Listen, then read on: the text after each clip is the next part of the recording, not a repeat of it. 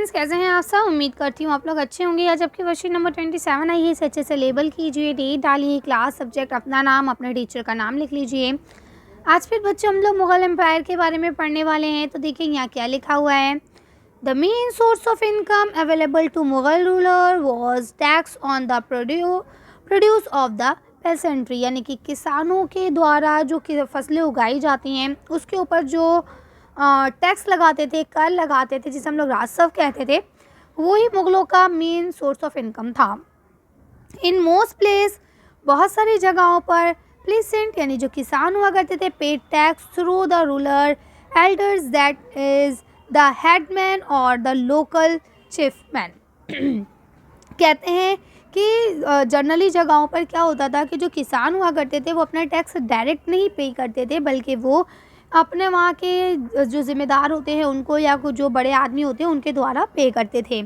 लिखते हैं the Mughal used one term, Mughal जो है वो एक ही टर्म यूज़ करते थे, ज़िम्मेदार, टू डिस्क्राइब ऑल, सबको डिस्क्राइब करने के लिए, फिर वो चाहे इंटरमीडिएरी हो, whether they are were locally headman हो, या विलेज हो, या पावरफुल हेडशिप हो, कोई भी हो, सबके लिए ज़िम्मेदार वर्ड का ही यूज़ होता था।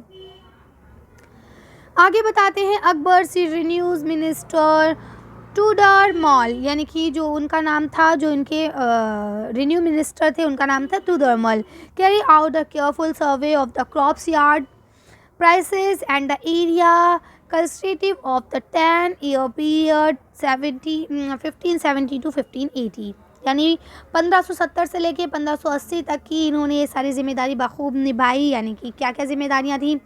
ज़मीन का सर्वे करना, कितने हिस्से पे फसल हुई है, कितने पे नहीं हुई है, ये सारे काम यही करते थे। इन सम एरियाज, कुछ जगह पे ज़िम्मेदार exercises a great deal of power, यानी कि कुछ जगहों पे ज़िम्मेदार की इतनी ज़्यादा पावर हुआ करती थी। The exploitation by Mughal administrator को ड्राइव टू दैम, यानी कि कहते हैं कि अगर उनके द्वारा, मुग़लों के द्वारा अगर उनका शोषण किया जा रहा था तो वो उसके खिलाफ विद्रोह कर सकते थे, इतने ज़्यादा पावरफुल थे उस ज़माने में कुछ जगह के कौन ज़िम्मेदार। ठीक है, आगे बोलते हैं on the basis of the data, और इसी डाटा के बेस पर जो ये कलेक्ट किया गया था, इस डाटा के बेस पर tax was fixed on each crop in case, और हर तरह की फसल पर अलग अलग तरह का कर लगा दिया गया था इसी डाटा की बिना पर। Each province was divided into renew circle with its own schedule of renews rate for individual crops. This renew system was a ZUP.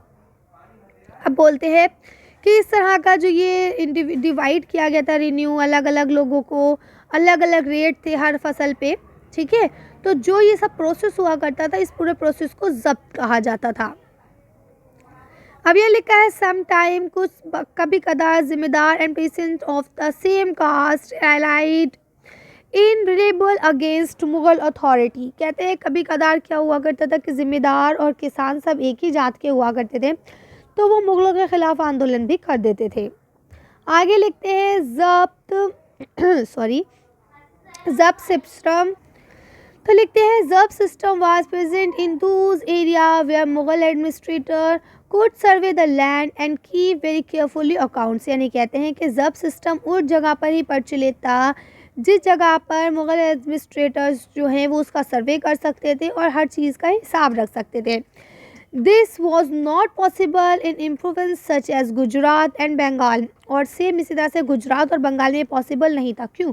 क्योंकि वहाँ पे ये लोग उसका सर्वे नहीं कर पा रहे थे, वहाँ की सारी डिटेल कितना क्या है सारा डाटा इकट्ठा नहीं कर पा रहे थे। ठीक है, last one is this percent relieve challenge the suitability of the Mughal empire from the end of the 17th century, और 17वीं सदी तक आते आते ये सारी चीज़ें ख़त्म होने लगी, मुग़लों के ख़िलाफ़ जो है आंदोलन शुरू हो गए थे। ठीक है, अब यहाँ उम्मीद करती हूँ वर्कशीट समझ में आ गई होगी। अब यहाँ लिखा आंसर द फॉलोइंग क्वेश्चन, अब आपको क्वेश्चंस के आंसर देने हैं। What was the major source of Mughal income, यानी कि मुग़ल की इनकम का मेन सोर्स क्या था। तो यहाँ लिखेंगे the main source of income available to the Mughal ruler was tax on the produce of the peasantry, यानी कि प्लेसेंट्री के द्वारा जो, यानी किसानों के द्वारा, खेती बाड़ी के द्वारा जो टैक्स मिलता था वही मुग़लों का मेन सोर्स ऑफ इनकम था। यहाँ आपको सेकंड क्वेश्चन लिखा हुआ है what was the role of zamindar in Mughal empire, Mughal empire में जिम्मेदार का क्या रोल रहा। इसका आंसर यहाँ से लिखेंगे कि द रोल ऑफ ज़िम्मेदार इन मुग़ल एडमिनिस्ट्रेशन में ज़िम्मेदार का जो रोल होता था वो होता था कि रेवेन्यू को कलेक्ट करना, टैक्स को कलेक्ट करना किससे, किसानों से, प्लीसेंट से, ओके, जो कि मुग़ल की इनकम का मेन सोर्स था। नेक्स्ट क्वेश्चन है what was the name of the revenue minister of Akbar. Akbar के रेवेन्यू मिनिस्टर का क्या नाम था? आप यहाँ से आंसर लिखेंगे the revenue minister of Akbar is Todarmal, ठीक है, यानी अकबर के रेवेन्यू मिनिस्टर जो थे उनका क्या नाम था? तूदरमल। कर लेंगे। नेक्स्ट क्वेश्चन लिखा what do you understand by the zabt. Zabt word से आप क्या समझते हैं? आप यहाँ से लिखेंगे each province was divided into renewal circle with it on schedule of renew read for individual crops. This renew system was known as the zabt, ठीक है। यही सारा प्रोसेस जो रिन्यू का हुआ करता था, कौन से एरिया में कितना रिन्यू दिया जाएगा, किस फसल पे कितना रिन्यू होगा, ये सब मिला के आपका क्या बन जाता था? ये आपका रिन्यू सिस्टम कहलाता था और इसको ही हम लोग ज़ब्त कहते थे। कर लेंगे।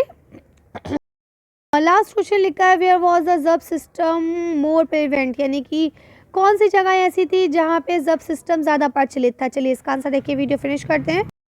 इसका आंसर यहाँ से लिखेंगे zabt system was prevent in those areas where Mughal administrator could survey the land and keep very careful account, यानी ये उन जगहों पर ज़्यादा प्रिवेंट था, उस जगहों पे ज़्यादा अच्छे से चल पा रहा था जहाँ पे मुग़ल के जो लोग थे, उनके जो प्रशासनीय लोग थे, वो उसका सर्वे कर पा रहे थे ज़मीन का और उसका अच्छे से हिसाब किताब रख पा रहे थे, ठीक है। चलिए तो आज की वर्कशीट को हम यही ख़त्म करते हैं। अच्छी वीडियो में बस इतना ही।